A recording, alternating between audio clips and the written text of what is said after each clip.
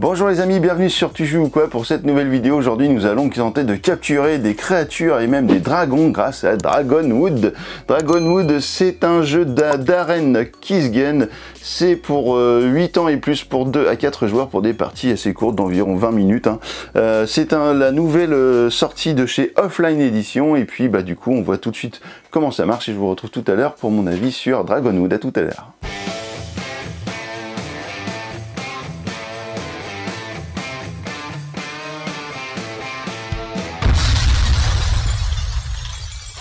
Voici le matériel de Dragonwood. Alors vous allez trouver tout un tas de cartes aventuriers comme celle-ci qui sont de différentes couleurs et de différentes valeurs, comprises entre 1 et 11.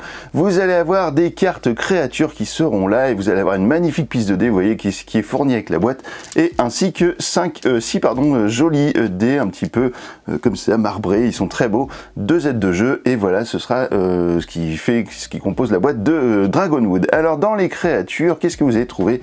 Eh bien, des petites créatures comme celle-ci, qui auront à chaque fois un nom, une illustration, un nombre de points de victoire pour la fin de la partie. Donc tous les boucliers comme ça, ce ne sont pas des protections, ce sont des points de victoire qui vous seront rapportés en fin de partie. Vous aurez 3 petites lignes qui seront les mêmes à chaque fois. Vous voyez ici sur une carte rose qui est une carte amélioration, et bien vous aurez exactement la même chose, ce qui fait que pour pouvoir attraper des créatures ou des améliorations, et bien vous devrez agir de la même façon. Donc ça c'est plutôt simple et plutôt cool du coup pour expliquer les règles très rapidement. Donc comment vous allez faire? Eh bien vous allez pouvoir frapper, et si vous frappez vous allez utiliser la ligne du haut, si vous piétinez vous allez utiliser la ligne du milieu, et si vous hurlez vous allez utiliser la ligne du bas.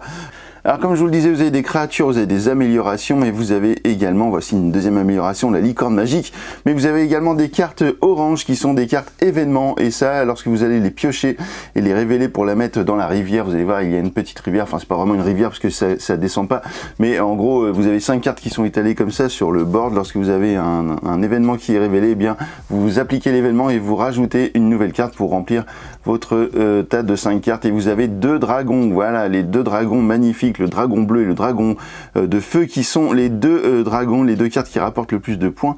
Et ces cartes là, eh bien en fait vous allez devoir les mélanger avec la partie inférieure du paquet, sauf que suivant le nombre de joueurs que vous êtes, eh bien vous allez retirer certaines cartes. Si vous êtes à 2 joueurs, vous allez retirer 12 cartes de ce paquet Dragonwood. Alors vous mettez de côté bien sûr les 2 dragons, vous mettez tout ça dans le paquet, hop là, et vous retirez ensuite 12 cartes. 1, 2, 3, 4, 5, 6, 7, 8, 9, 10, 11, 12. Donc ça c'est pour 2 joueurs. Si vous jouez à 3, ce sera 10.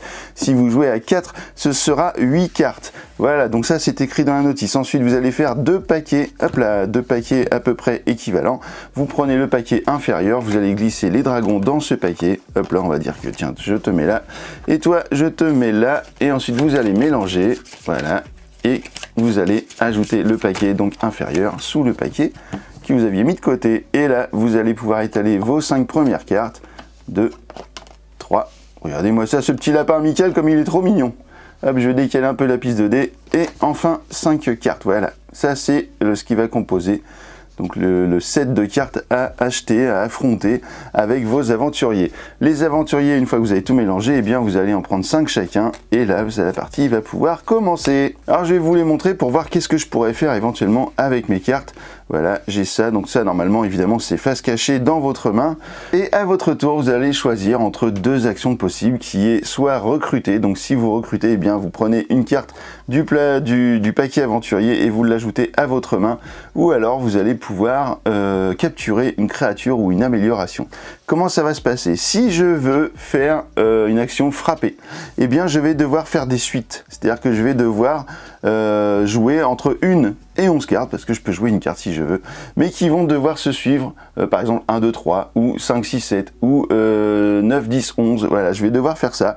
Donc là par exemple j'ai une suite ici, donc peu importe la couleur, j'ai une suite de 2 cartes, et là si je joue ça, hop, je dis, eh bien je joue une suite, je vais frapper, donc je vais frapper par exemple le seau d'épinard, ou alors je vais frapper le lapin amical, puisque ça va être plus facile, puisqu'il a une valeur de 4. Donc ça, qu'est-ce que ça me donnait? Ça va me donner 2 dés. Chaque carte que je vais jouer va me donner un dé, et ces dés, je vais pouvoir les lancer dans ma magnifique piste de dés. Et là, j'ai obtenu 6, et bien je gagne mon lapin amical que je vais pouvoir placer à côté de moi dans ma zone de jeu, et lui il sera utilisé une seule fois. Je pourrais lancer un dé supplémentaire lors d'une tentative de capture. Voilà, si je lance, si je joue par exemple ici comme ici 2 cartes, et bien j'utilise mon lapin amical et je pourrais rajouter un dé à mon lancer. Voilà, donc ça me permettra d'avoir un petit peu plus de chance. La deuxième manière de capturer une créature ou une amélioration, eh bien c'est de le piétiner. Voilà, c'est pas très sympa, mais on peut le piétiner. Pour cela, il va me falloir des cartes de valeur exactement similaires. C'est-à-dire qu'il me faut des 1, des 2, des 3, des 4, des 5, vous avez compris.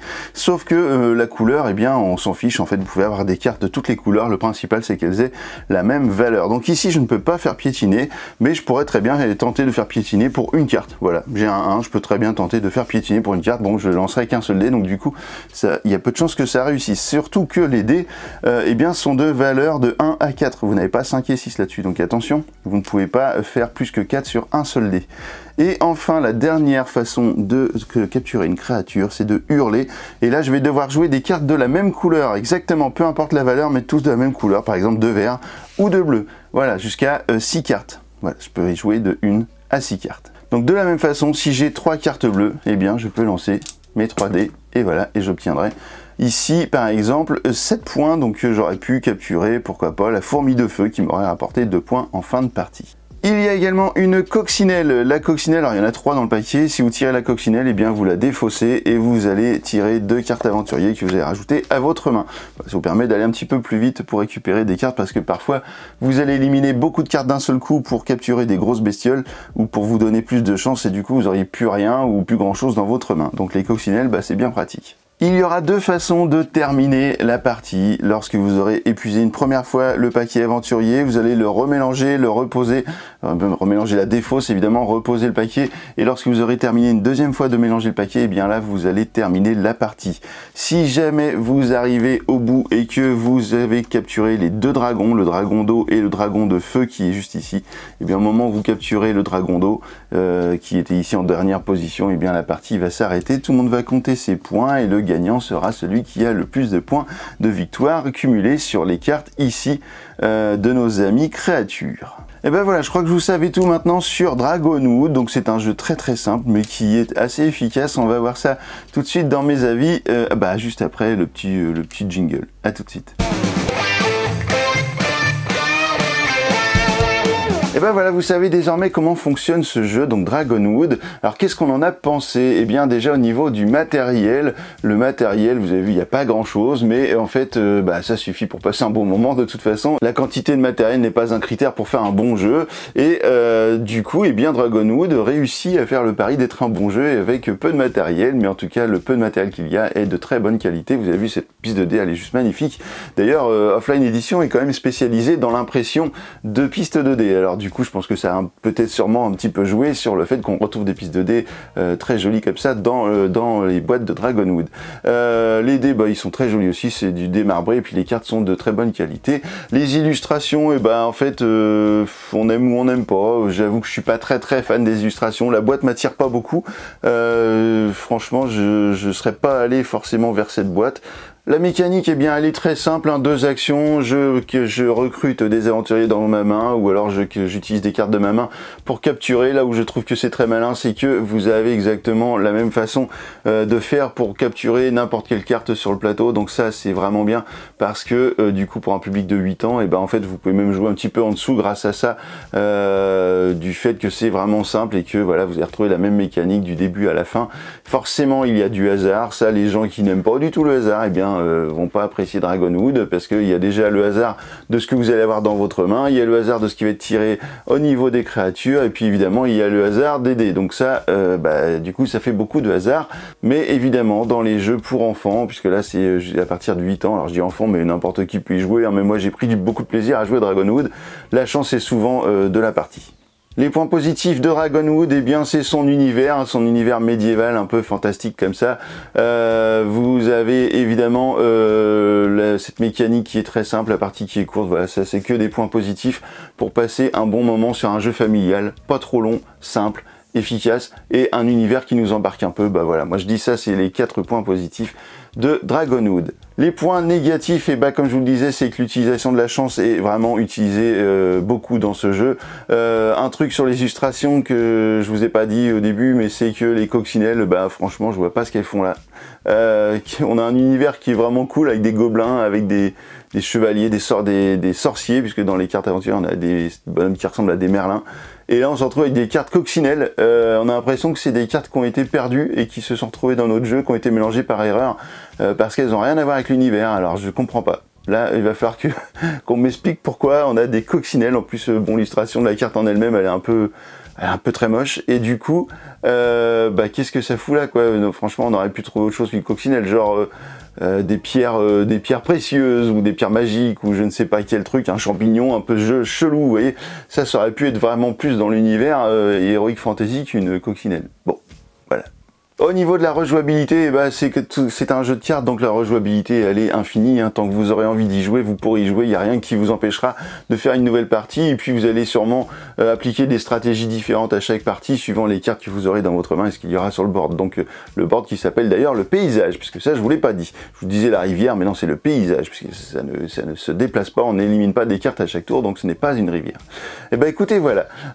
En tout cas, moi je pense beaucoup de bien de ce jeu, je suis toujours un peu surpris parce que les jeux de chez Offline Edition, à chaque fois que j'en reçois un, comme Ramba Zamba par exemple, et ben je me dis wow, c'est quoi ce truc là, ça me paraît un peu bébête on va dire d'un premier abord, et puis en fait quand on y joue bah, c'est vraiment sympa. Donc bah, bravo à Offline Edition parce qu'ils arrivent toujours à me surprendre et sûrement à vous surprendre également. Donc voilà, ça c'est Dragonwood, et bah, je vous le conseille, voilà, pour essayer ça en famille. Alors ne faites pas ça dans une soirée de jeux experts, hein, on est bien d'accord, jouez ça en famille avec vos enfants et vous allez kiffer votre moment, c'est sûr. Et bah maintenant que vous savez tout sur Dragonwood, et bah alors tu joues quoi.